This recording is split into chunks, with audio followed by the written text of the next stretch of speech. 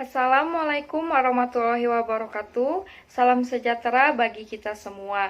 Pertama, saya ucapkan terima kasih kepada yang terhormat pemimpin seminar, yang terhormat Bapak dan Ibu penelaah, yang terhormat Ibu Eka Yulianti, SE, MSI, selaku dosen pembimbing, serta yang terhormat Bapak dan Ibu dosen Program Studi Manajemen Fakultas Ekonomi dan Bisnis Unjani, yang telah meluangkan waktunya untuk menelaah sesuai penelitian ini. Izin memperkenalkan diri, nama saya Alni Nurhandayani dengan NIM 5111181134. Di sini saya akan mempresentasikan hasil usulan peneliti saya dengan KBK Manajemen Keuangan yang berjudul Pengaruh Current Ratio CR, Debt to Equity Ratio DER, dan Return on Equity ROE terhadap retur saham pada subsektor makanan dan minuman yang terdaftar di Bursa Efek Indonesia periode 2016-2020. Terdapat beberapa agenda yang akan dibahas pada penelitian ini, yaitu yang pertama ada latar belakang, kedua identifikasi masalah, ketiga maksud dan tujuan peneliti, keempat kegunaan peneliti, kelima kerangka pemikiran, keenam metode penelitian, ketujuh lokasi dan waktu penelitian. Yang pertama adalah latar belakang penelitian. Peningkatan pendapatan dapat mempengaruhi perilaku masyarakat dalam memanfaatkan kondisi keuangannya. Setelah memenuhi kebutuhan pokok, ada motif untuk berpikir bagaimana untuk jaminan kehidupan di kemudian hari. Sebagian orang berpikir untuk membuat usaha, dan sebagian orang lagi berpikir untuk mendepositokan uangnya di bank atau menginvestasikan dengan cara membeli saham di pasar modal. Pasar modal memiliki peran penting bagi perekonomian suatu negara karena pasar modal menjalankan dua fungsi, yaitu pertama sebagai sarana bagi pendanaan usaha atau sebagai sarana bagi perusahaan untuk mendapatkan dana dari masyarakat, pemodal, investor.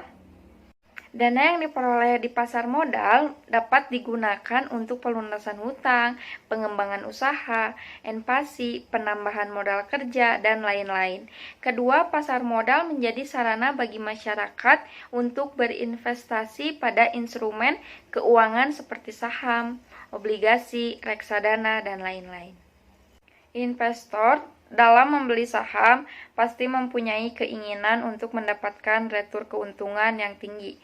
Akan tetapi, keinginan mendapatkan retur saham yang tinggi tersebut juga memiliki resiko yang tinggi dan ketidakpastian dalam menentukan retur saham sehingga sulit untuk diprediksi oleh investor.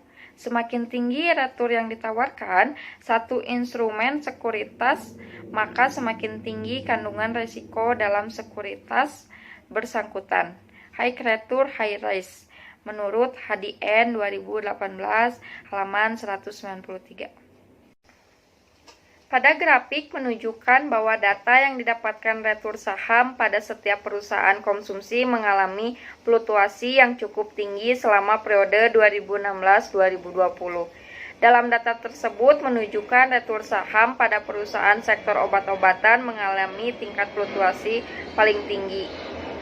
Tahun 2017 sebesar 0,25% dan tingkat terendah pada tahun 2018 sebesar 0,09%. Subsektor perusahaan tembakau memiliki tingkat fluktuasi retur saham yang tinggi di tahun 2016 sebesar 0,29% dan terendah pada tahun 2018 sebesar 0,02%.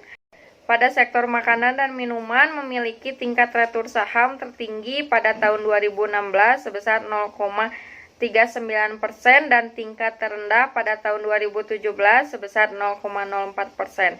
Perusahaan sektor alat rumah tangga paling tinggi terjadi pada tahun 2016 sebesar 0,10% dan terendah pada tahun 2020 sebesar 0,03%. Berdasarkan perkembangan retur saham, maka peneliti memutuskan untuk memilih perusahaan subsektor makanan dengan periode penelitian 2016-2020. Berdasarkan grafik pada rata-rata current ratio, debt to equity ratio, dan return on equity terhadap retur saham pada subsektor makanan dan minuman yang terdaftar di Bursa Efek Indonesia periode 2016-2020. Pada tahun 2016 ke tahun 2017, current ratio mengalami penurunan dari 2,96% menjadi 2,65%. Sedangkan retur saham mengalami kenaikan dari 0,115% menjadi 0,298.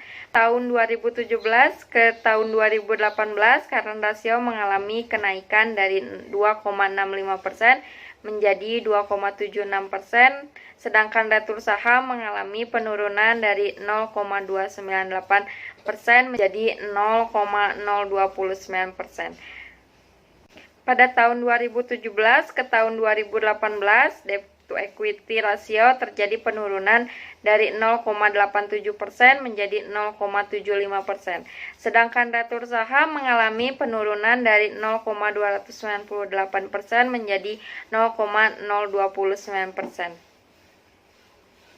Pada tahun 2018 ke 2019, debt to equity ratio mengalami penurunan dari 0,75% menjadi 0,60%. Sedangkan retur saham mengalami penurunan dari 0,029% menjadi 0,056%. Pada tahun 2016 ke tahun 2017, return on equity mengalami penurunan dari 0,80% menjadi 0,45%. Sedangkan retur saham mengalami kenaikan dari 0,115% menjadi 0,298%. Pada tahun 2017 ke tahun 2018, return on equity mengalami kenaikan dari 0,45% menjadi 0,56%. Sedangkan retur saham mengalami kenaikan dari 0,115% menjadi 0,298%. Yang kedua, identifikasi masalah. Yang pertama, bagaimana kondisi current ratio, debt to equity ratio, dan return on equity terhadap retur saham pada subsektor makanan dan minuman yang terdaftar di Bursa Efek Indonesia periode 2016-2020.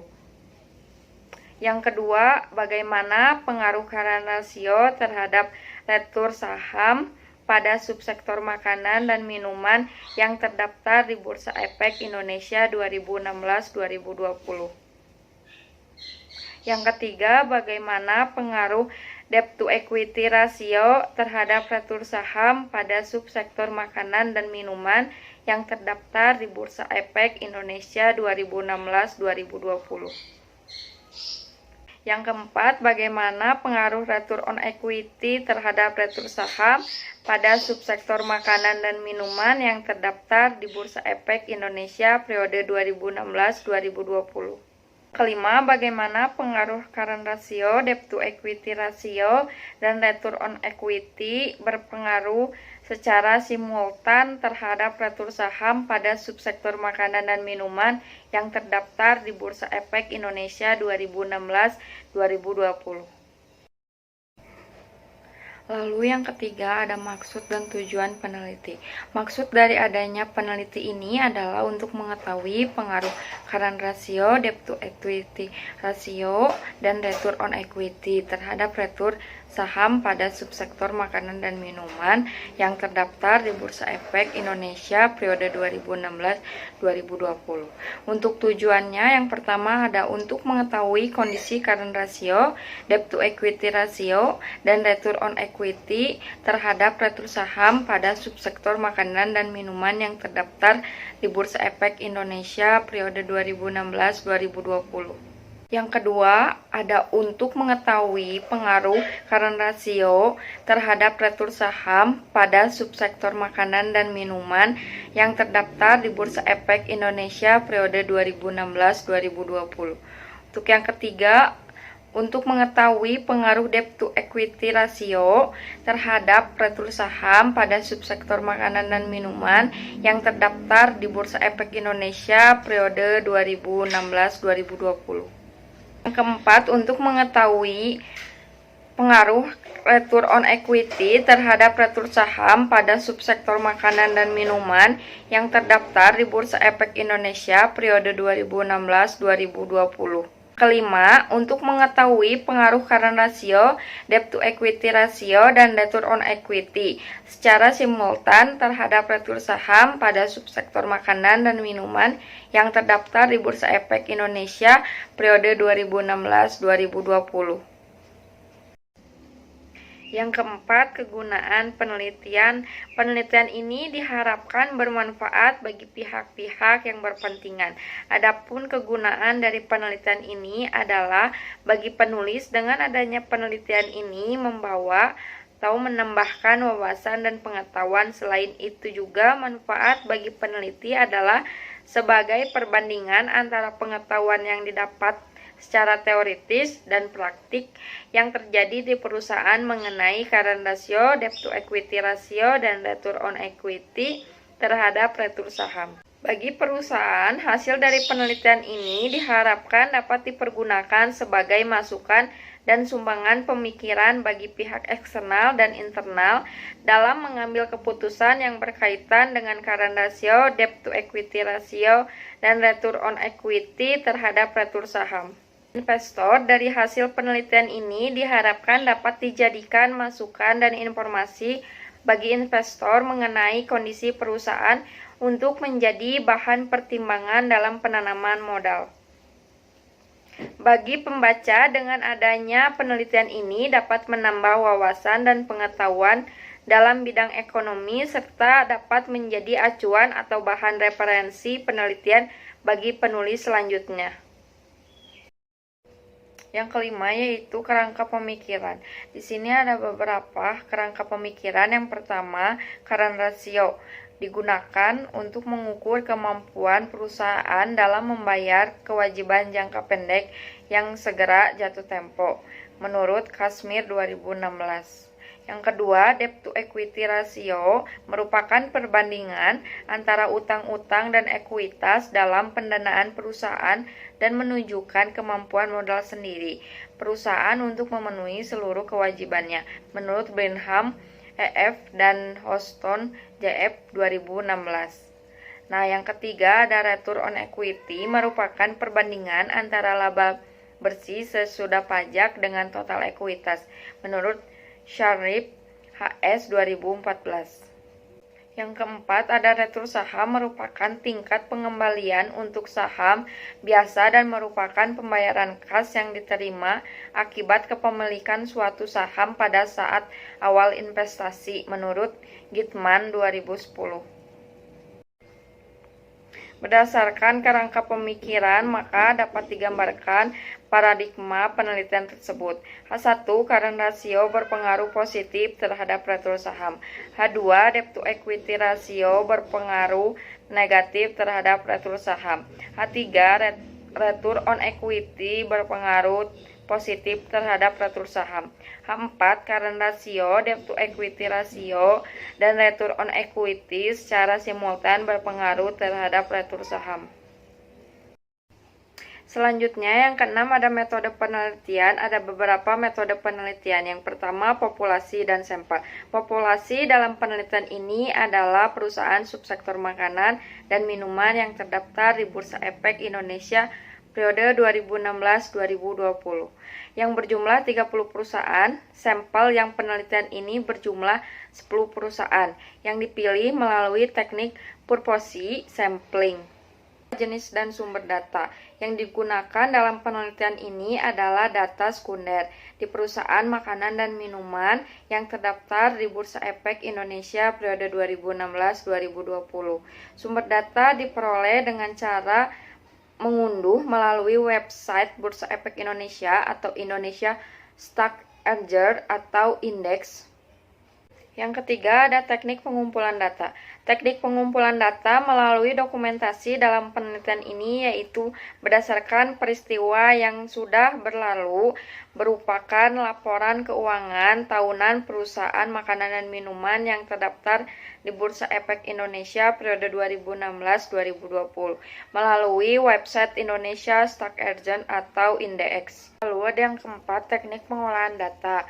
Teknik pengolahan data dalam penelitian ini hanya menggunakan editing dan tabulasi, sedangkan coding tidak digunakan, karena coding digunakan dalam penelitian yang berbentuk kuesioner.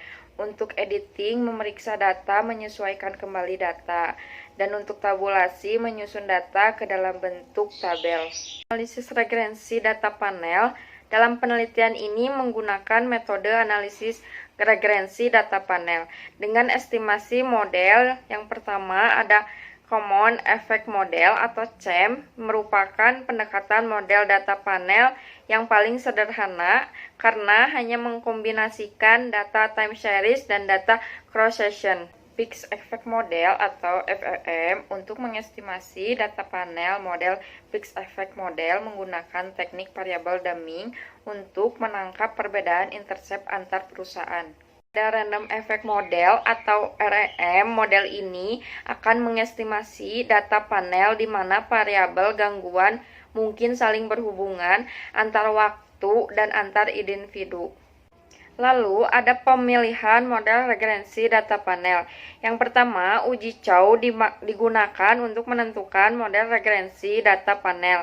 Mana yang sebaiknya dipakai, apakah Common Effect Model CEM atau Fixed Effect Model FEM. Ada uji Hausman merupakan pengujian yang dilakukan untuk memilih model yang tepat di antara Fixed Effect Model FEM atau Random Effect Model REM.